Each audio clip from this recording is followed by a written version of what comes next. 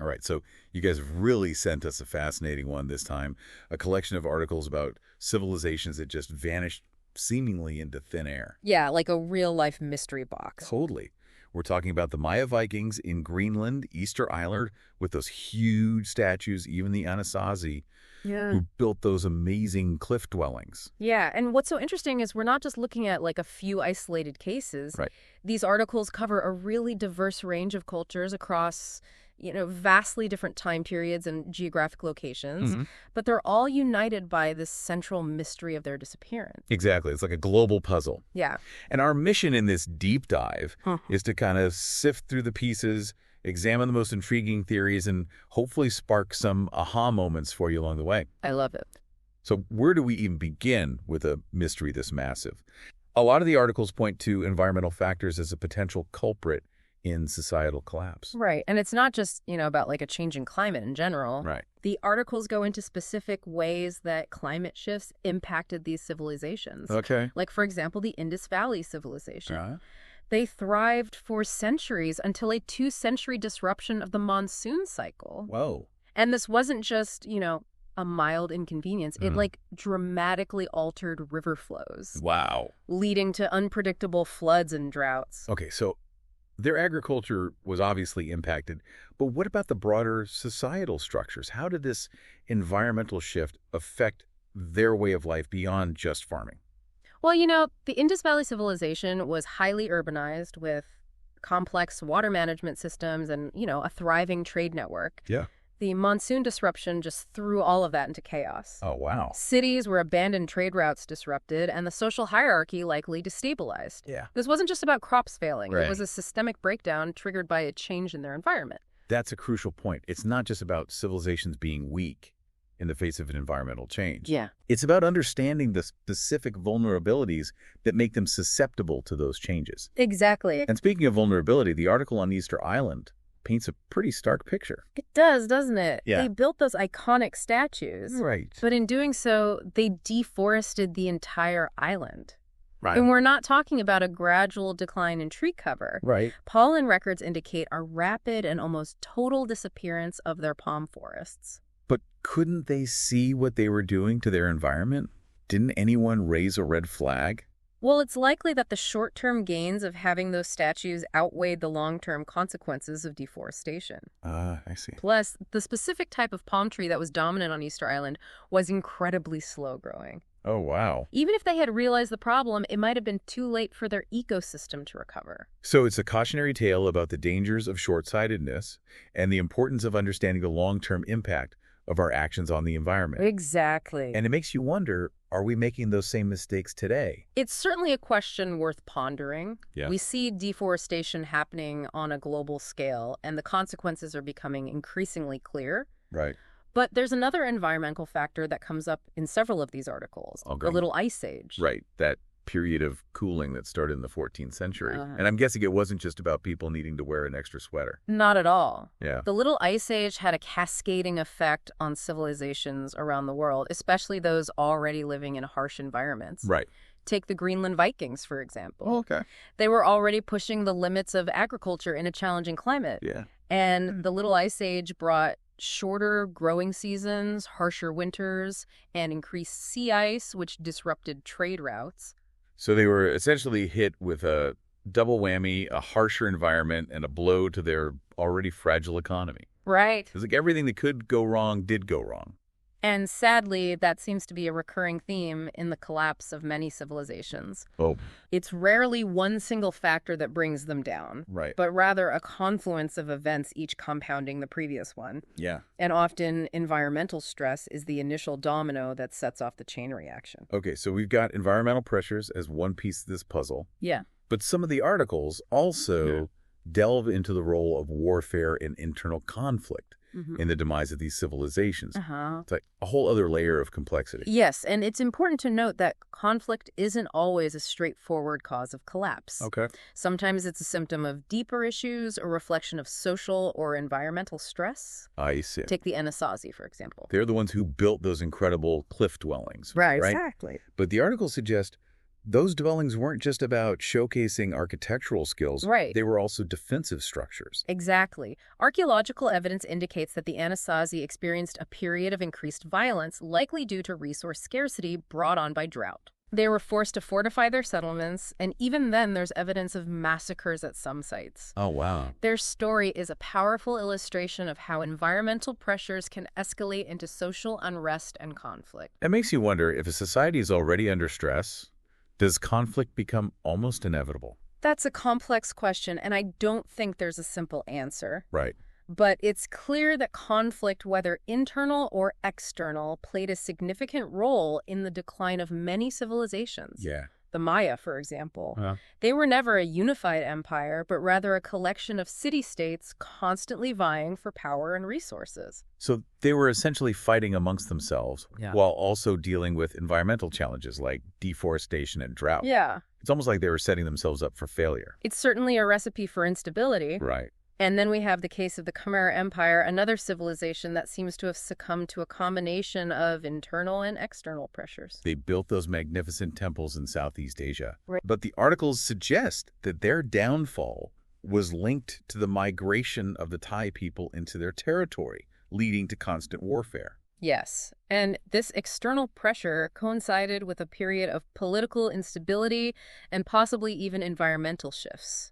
Wow. Creating a perfect storm that the Khmer Empire ultimately couldn't weather. So we've got environmental pressures, conflict, and in some cases like Easter Island, even hints of cannibalism. Yeah. It's a pretty grim picture so far. Well, let's not jump to conclusions about the cannibalism just yet. Okay. While there's some evidence to suggest it occurred on Easter Island, it's still a matter of debate among scholars. Okay. And actually, not all of these stories end in complete and utter collapse. Really? Some of the articles present a more nuanced perspective on what disappearance actually means. Okay, so it's not always a straightforward case of a civilization simply vanishing from the face of the earth.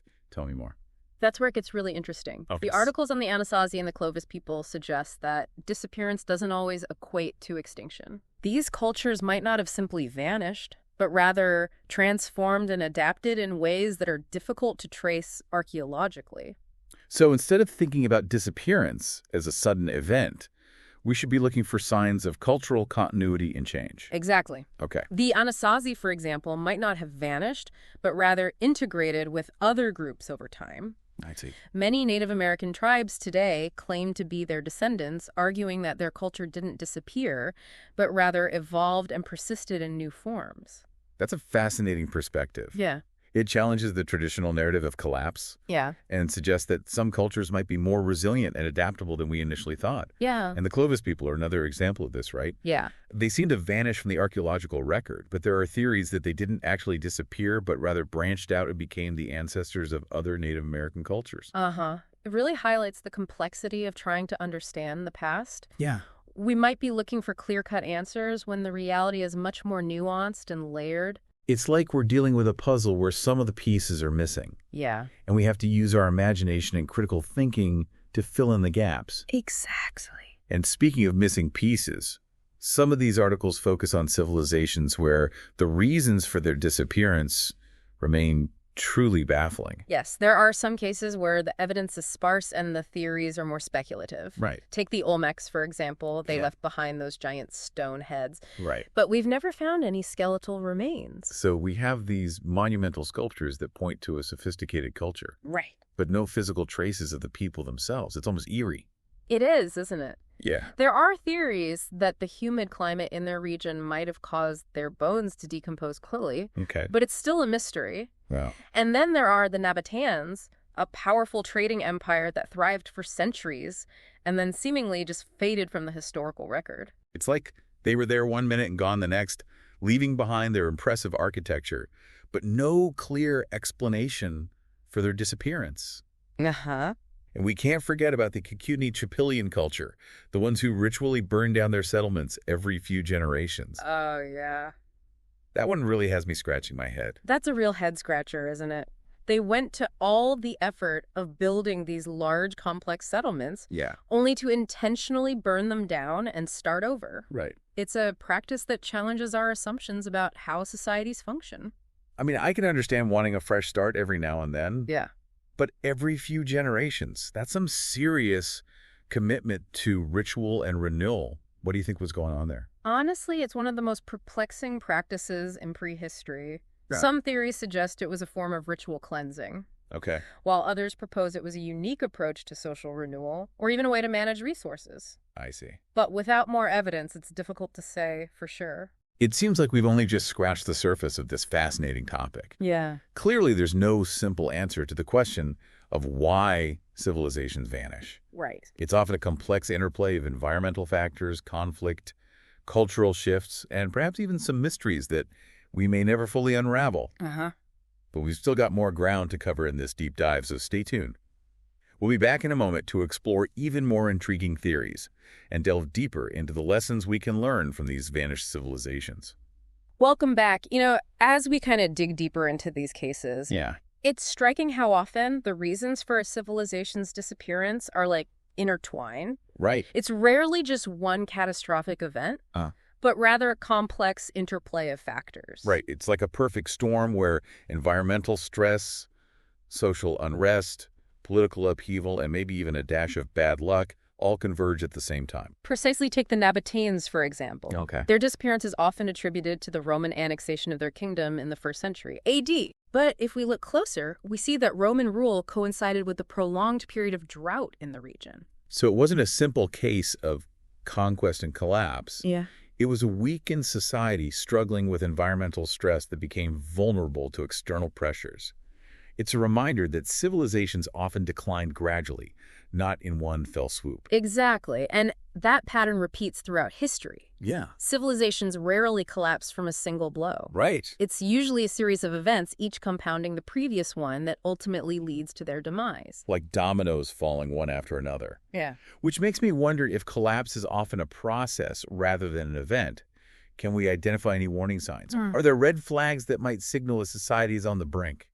That's a fascinating area of research. Yeah. Some scholars have proposed a set of collapse indicators. Okay. Things like deforestation, soil erosion, declining water resources, rising inequality, and political instability. It's almost like a checklist for societal health. So if we see these indicators trending in the wrong direction, it's time to start paying attention, right?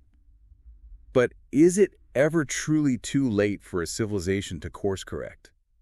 Well, it's not always impossible to recover, Okay. but it does become exponentially more difficult. I see. The further a society falls, the harder it is to climb back up. Yeah. Think of it like a boat taking on water. Okay. If you address the leak early, you can likely bail yourself out. Right. But if you wait too long, the situation can become overwhelming. Okay, that's a pretty sobering analogy. Right. But it's important to remember that we also saw examples of cultures that didn't disappear, but rather transformed. Right.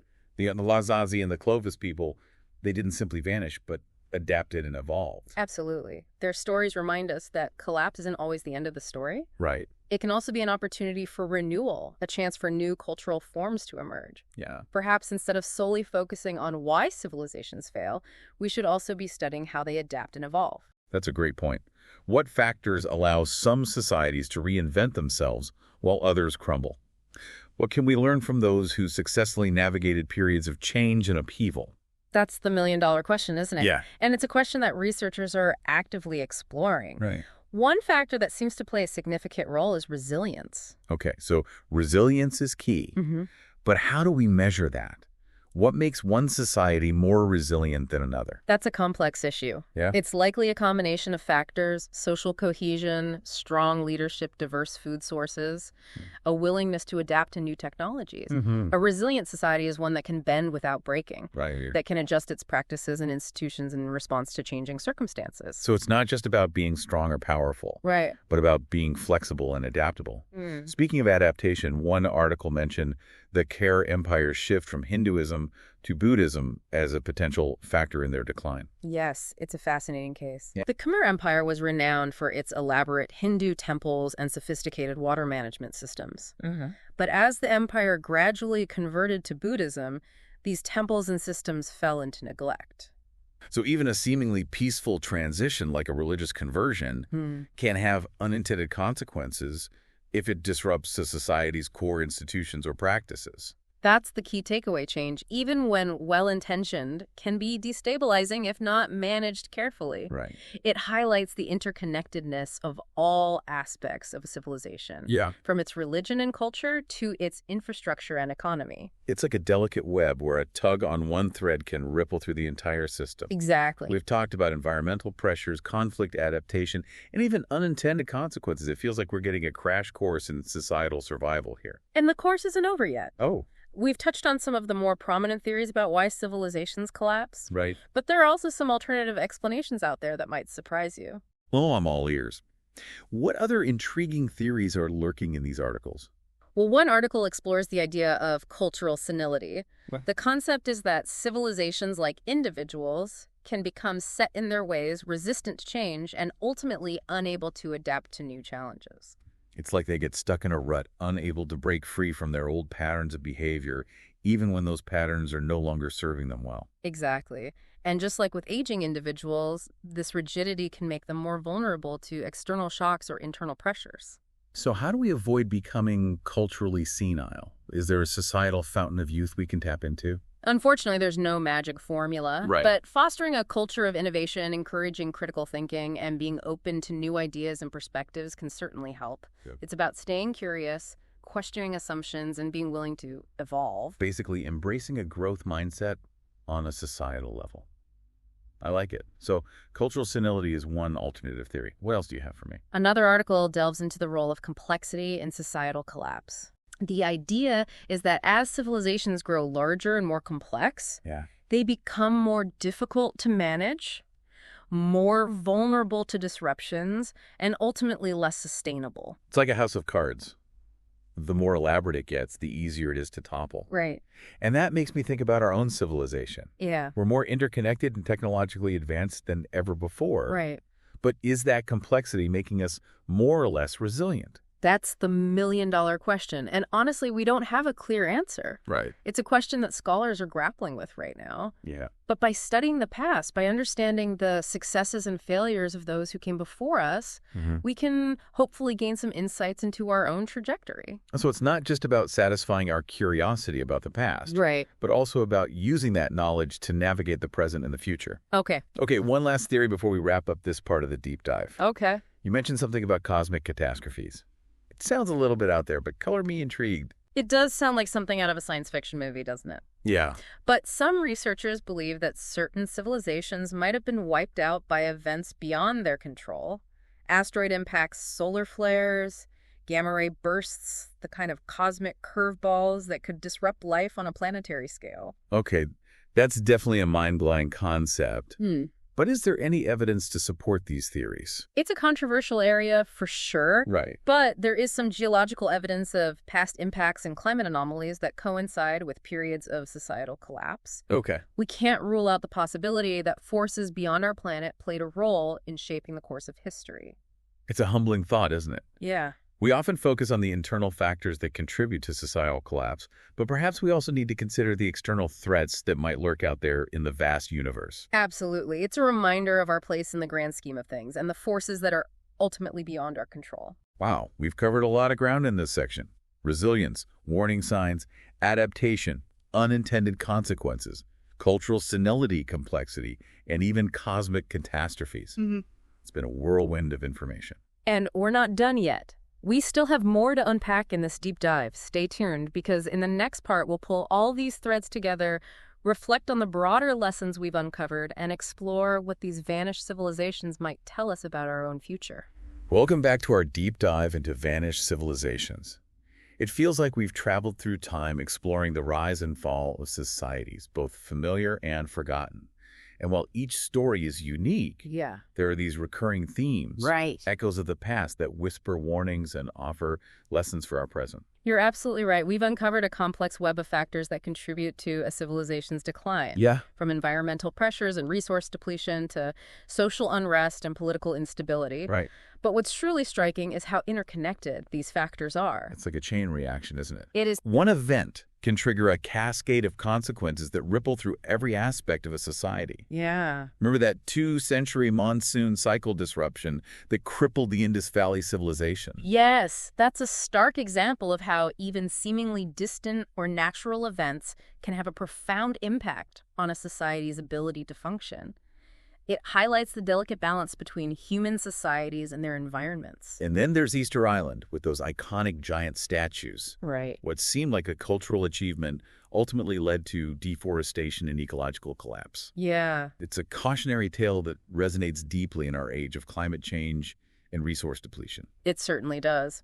Easter Island serves as a powerful reminder that even the most advanced societies are vulnerable to the consequences of unsustainable practices.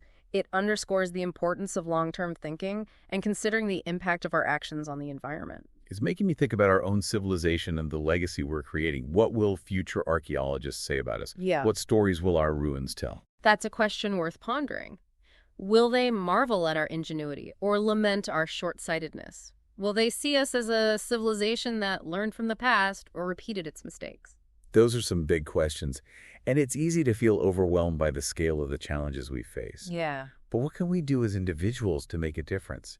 It often feels like our actions are just a drop in the bucket. I understand that feeling, but remember, a single drop can create ripples that spread far and wide. We don't have to solve all the world's problems overnight, but we can start by becoming more aware of our own impact on the planet. So being mindful of our consumption habits, reducing our carbon footprint, and supporting sustainable practices, those are all good starting points. Absolutely. And it goes beyond individual actions. Okay. We can engage in our communities, advocate for policies that promote environmental protection, and use our voices to push for positive change. Remember, civilizations are made up of individuals. That's a good point. We often think of civilizations as these abstract entities, but ultimately it's the choices we make every day that shape the course of history. And perhaps that's the most hopeful takeaway from our exploration of vanished civilizations. I agree. We have the power to learn from the past, to break free from destructive patterns, and to create more sustainable and just future. Yeah. It starts with recognizing our interconnectedness with each other, with the planet, and with the generations that will come after us. It's a powerful message of both caution and hope. We've seen how societies can falter and fail. Yeah.